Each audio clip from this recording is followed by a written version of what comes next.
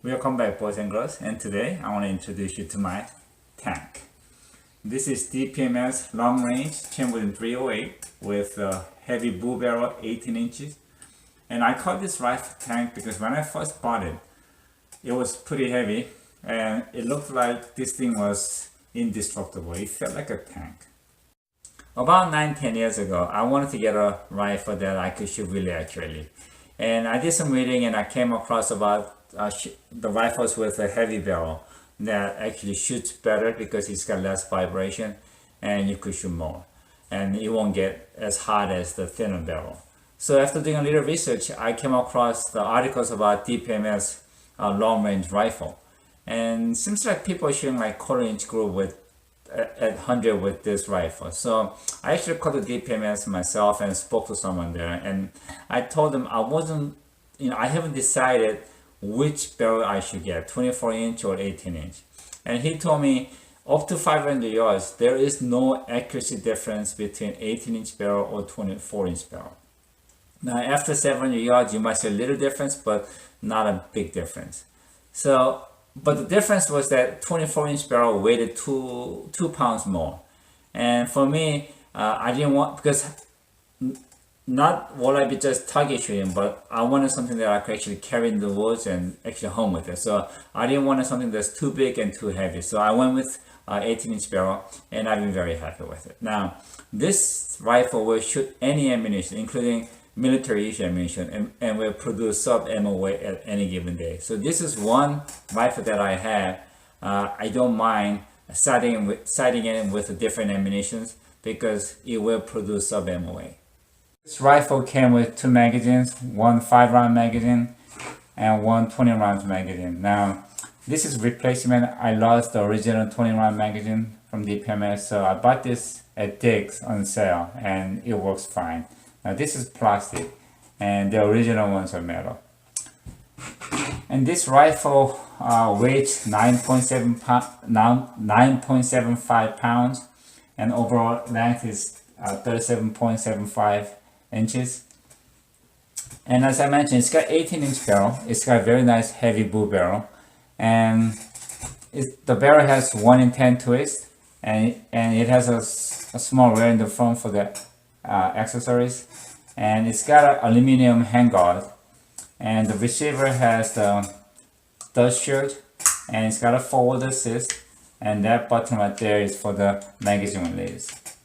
And it came with a flat top to mount the scope, and I mounted a loophole, power from 4 to 12. And this isn't really a AR-10 platform. This is actually a bigger version of AR-15 platform. And I did replace the grip with a Olga grip. It feels really nice. And I also replaced the trigger. Now, one thing that I didn't like about this gun was the trigger. It was just way too heavy. It felt like probably about 6-7 pounds, and it had a lot of drags and a lot of creeps. So I didn't spend a lot of money. I replaced it with single stage trigger. I think I paid like $45 for it. I can't really remember now, but I know it was under 50 bucks. Now, and on this side, that's for the fire and safety, and that's to release your action. And if you push the bottom part right here, if you look at it, if you push the bottom part, you can actually make it hold. You could actually make it hold without a magazine in it. And as you can see, it is empty.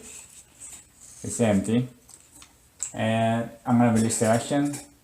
Now I'm gonna show you the trigger. I don't know if you can see this or not. Now this isn't a really super sensitive trigger.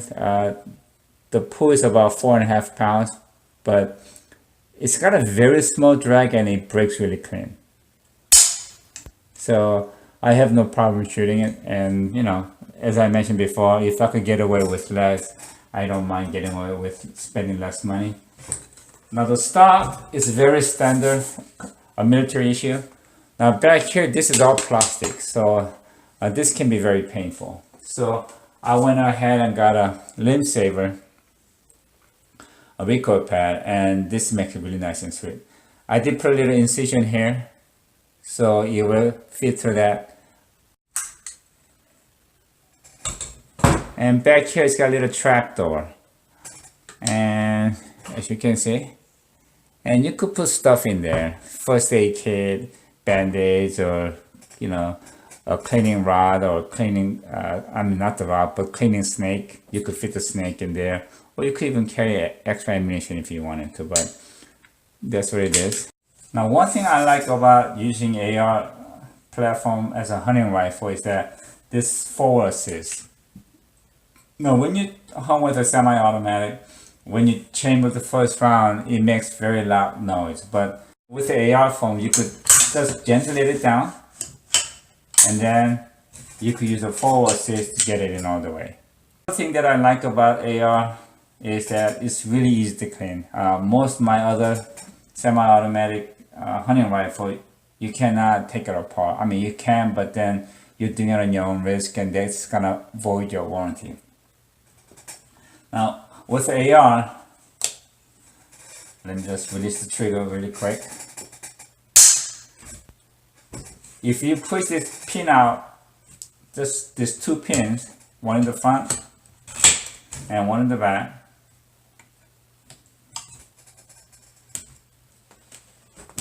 and you could just do it with your hands, and this will come apart just like that.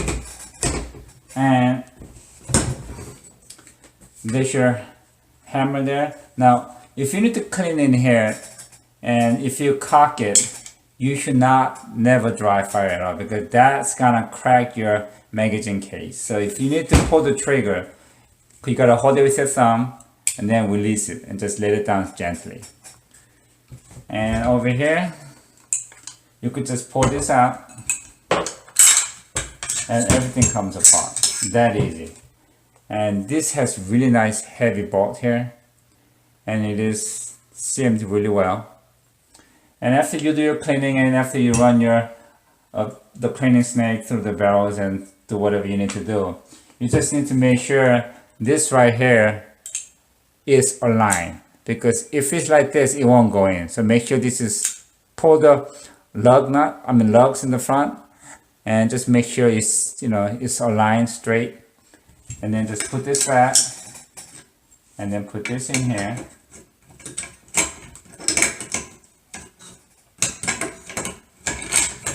And it goes in. Now usually I like to cock my hammer because it goes in easier.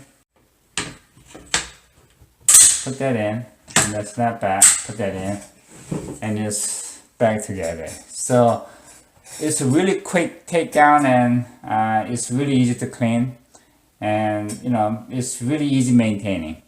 MSRP on this rifle now is $11.89. And 9 years ago, DPMS really had great deals on their rifles, and I think I paid somewhere $700 for it. And with a Lupo scope, I think from Midway USA, I think I paid like $150 or $160. This was also on a good sale. So with the scope, with the rifle, and the grip, and with a trigger, I spent probably about a little bit less than $900 for the whole setup, and I'm really happy with it. I had this rifle set in with a custom Honori 150 grain with a SST bullet about 7 years ago, and I've been shooting under ½ inch every time, or just about ½ inch. Now, only problem is that I'm running out of this ammunition. I only have like few boxes left now, and for some reason, it's not easy for me to find this ammunition. So I actually have over 24 boxes of Honori Whitetail, and they both have same velocity coming out of the barrel, which is 2820. And if you look at the ballistic at 500 yards, this drops 47 inches, and the Whitetail drops 51.4. So there's not a big difference. So today I'm going to try to sight it in with Whitetail, because I have, like I say, I think I got like 24 or 25 boxes of it. So I'm going to reset it in with a Whitetail, and that's what I'll be using from now on. Here's a 3-shot group that I shot with a Honori Custom 150 grain SST bullet, and at 100 yards, as you can see, I'm getting about 3/8 of an inch. So getting between 1/4 inch to ½ inch with a custom or Honori is very normal for me with this rifle. but I'm switching into whitetail because it's easier to find the ammunitions. I've been shooting whitetail for quite a while now, and they're both really deadly and accurate. So I have no problem having this rifle set in with whitetail. Well, let's hit the range and see what we can do. I'm making my first shot at the left upper target with DPMS 308. And today's little warm, it's above 80, so I don't know how that's going to affect the accuracy, but we'll see. Here we go.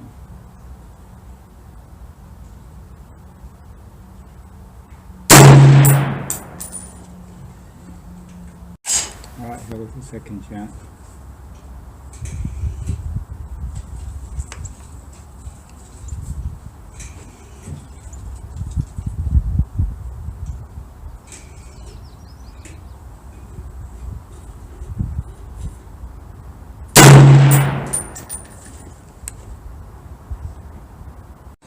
Here goes the third shot.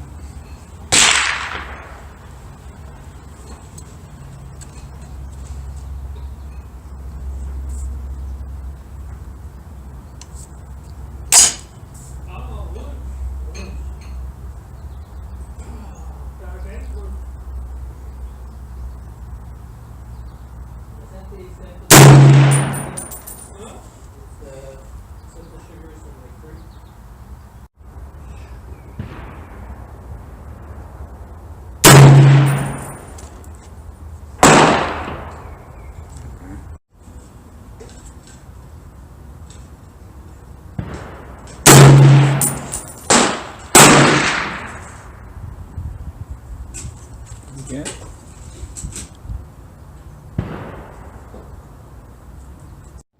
Alright, here's 100 yards. And that is my 3-shot group. And I tried to make some adjustment, but that's the final 3-shot group there. Well, that was pretty quick and easy sighting. That was my first shot, but I knew I was very solid, so I started making adjustment from the very first shot. So I went 4 right and 4 up, and he went there. So I readjusted again on my third shot. I went 2 down and 2 left, and that was my third shot. And then I took a 4th shot, and then that was my 5th shot. So if you look at it here, the last 3-shot group is a little bit less, just a smidge less than half-inch group, and this is not really uncommon with this rifle. With any ammunition, once I set it in, getting about half-inch group is pretty normal. But I actually want to go for make some more adjustment and try to center it more and then go for another 3-shot group, but I ran out of time.